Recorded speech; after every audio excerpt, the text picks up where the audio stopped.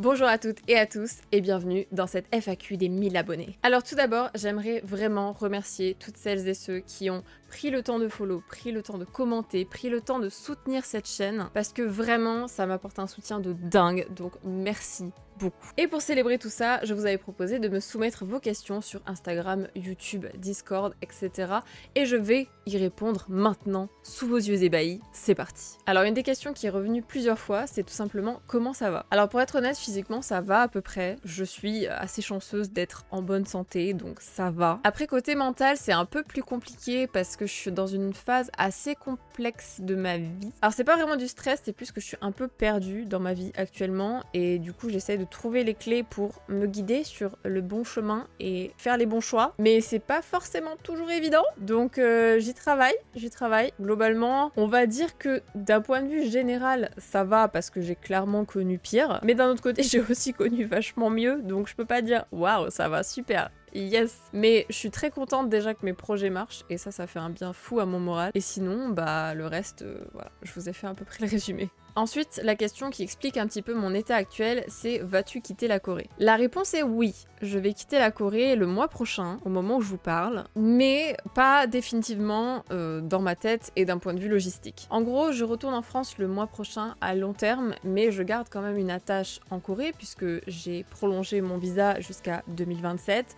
Je garde mon travail, je garde mon compte en banque, je garde mon numéro de téléphone. Globalement, je continue à être résidente ici, mais je vais passer quelques mois en France pour la simple et bonne raison que j'ai envie de faire des choses là-bas parce que, d'une part, ma famille et mes amis me manquent quand même. Ça fait un moment que je suis à l'autre bout du monde et que je peux pas vraiment en profiter parce que c'est loin. Et surtout parce que au niveau de mes projets personnels, être en Corée reste un frein majeur puisque pour les lives Twitch, j'ai 8 heures de décalage en hiver et 7 heures l'été. Et le problème pour YouTube, c'est que j'aimerais vous proposer plus d'entretiens avec une renarde, sauf que comment je suis censée faire des interviews avec des gens alors qu'ils habitent sur un autre continent? Ce n'est pas possible. Parce que oui, je pourrais faire ça en visio, je pourrais faire ça en vocal only comme j'ai fait avec Cléor, mais en fait, j'ai pas envie. J'ai envie aussi de pouvoir avoir cet échange-là, de pouvoir avoir une vraie conversation et de pouvoir vous proposer un vrai format podcast cool à regarder et cool à écouter. Pour le coup, Cléor avait été une exception parce que c'est une créatrice qui ne veut pas montrer son visage sur internet. Mais à l'avenir, j'aimerais vous proposer quelque chose qui se rapproche plus de ce que j'avais fait avec Lexa, où vous pouvez autant regarder qu'écouter. Et donc pour ça, il faut que je sois en France. C'est quand même vachement plus pratique. Et en plus de ça, c'est vrai que j'ai aussi envie de voyager, de voir des paysages d'Europe, des pays d'Europe, des choses en Europe que je n'ai pas encore vu. Parce que le problème, c'est que en Asie, j'ai malheureusement pas eu l'occasion de bouger beaucoup parce que c'est super cher et qu'il faut prendre l'avion à chaque fois, que c'est des heures de trajet, que c'est un budget conséquent et que malheureusement, à l'heure actuelle, je ne l'ai pas ce budget-là. Et ça me saoule parce que de base, je m'étais dit, c'est trop bien, je suis en Asie, je vais pouvoir aller voir plein d'autres pays et tout, mais sauf qu'en fait, non, ça a juste été pas possible. Donc j'ai aussi envie de retourner en France pour pouvoir voyager un peu, bouger un peu dans d'autres pays, voir de nouveaux horizons, chose que j'ai pas vraiment pu faire depuis que je suis en Corée. La prochaine question, c'est qui sont les femmes qui t'inspirent le plus? Et c'est une question à laquelle j'essaie de répondre un petit peu indirectement quand je fais des entretiens avec une renarde, justement parce que c'est une question qu'on aborde pendant ces formats-là, et à laquelle moi-même des fois je réponds indirectement via l'échange qu'il y a avec les personnes avec qui je parle. Mais si j'avais à choisir une femme parmi toutes les personnes dont j'ai parlé sur ma chaîne, je pense que je m'orienterais du coup vers quelqu'un qui fait plutôt de la création de contenu et que je choisirais Magla. Parce que vraiment, elle touche à plein de trucs, elle est sur Twitch, elle est sur YouTube, mais elle fait plein de choses à côté, elle a plein de projets très cool, et franchement, si j'avais envie de ressembler à quelqu'un en termes de carrière et de projet, ce serait vraiment Magla. Parce que j'ai envie de continuer à faire du contenu sur Twitch, parce que j'ai aussi envie de continuer à vous proposer du contenu de qualité sur YouTube, et parce que,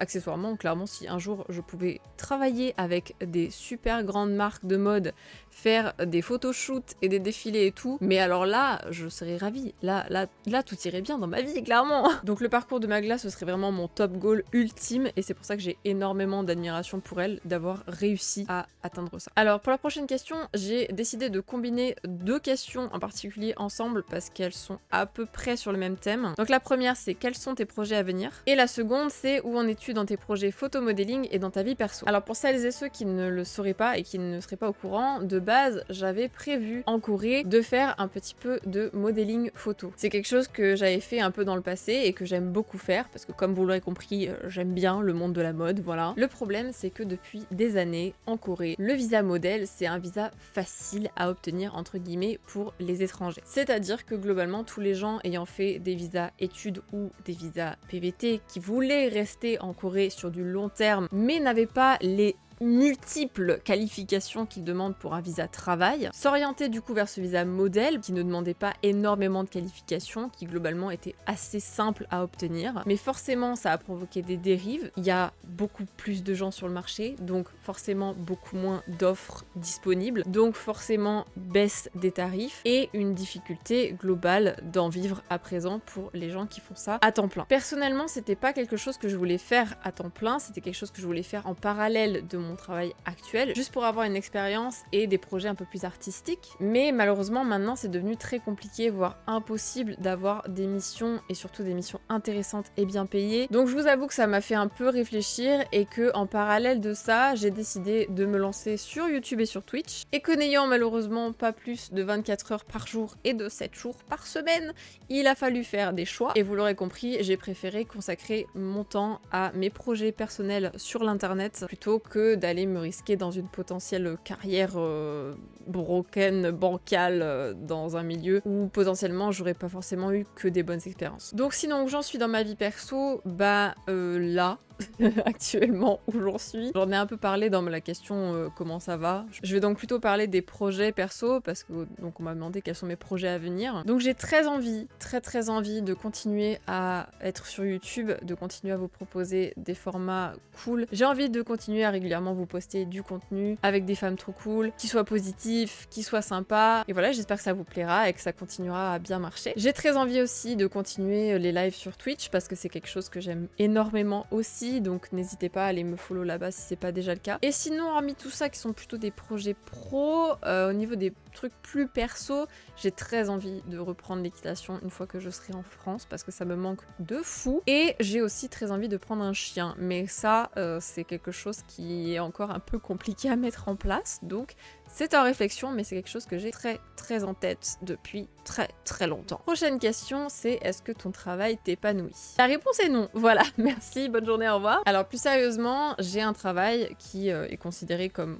cool par beaucoup de gens quand je leur en parle. Mais la réalité des choses, c'est que c'est un travail très répétitif où je fais globalement tous les jours la même chose, tous les mois la même chose, tous les ans la même chose et qu'au bout d'un moment, c'est un petit peu redondant. Effectivement, c'est un travail en soi qui n'est pas très contraignant à faire. En plus, maintenant que je suis en freelance, je peux manager mes horaires et ma charge de travail. Donc ça, c'est top et vraiment, c'est un confort de vie que j'ai qui est incroyable. Et vraiment, je ne critique pas du tout ça parce que j'en suis très heureuse de ce côté-là et c'est trop bien. Mais c'est vrai que d'un point de vue épanouissement personnel et évolution générale, c'est pas un travail très épanouissant, notamment à cause du fait qu'il est assez répétitif. Mais encore une fois, ça reste un travail très confortable, donc pour l'instant, je ne m'en plains pas. Ensuite, une question que j'ai trouvée très intéressante, c'est arrives-tu à trouver le bon mix entre tout optimiser et prendre soin de toi? Alors maintenant, oui, parce que c'est une volonté que j'ai eue moi-même de le faire, parce que je trouve ça hyper important d'avoir un véritable équilibre entre ta vie de travail et ta vie personnelle. Pour moi, on est dans un monde qui nous a brainwashé à croire que le travail c'est genre le truc,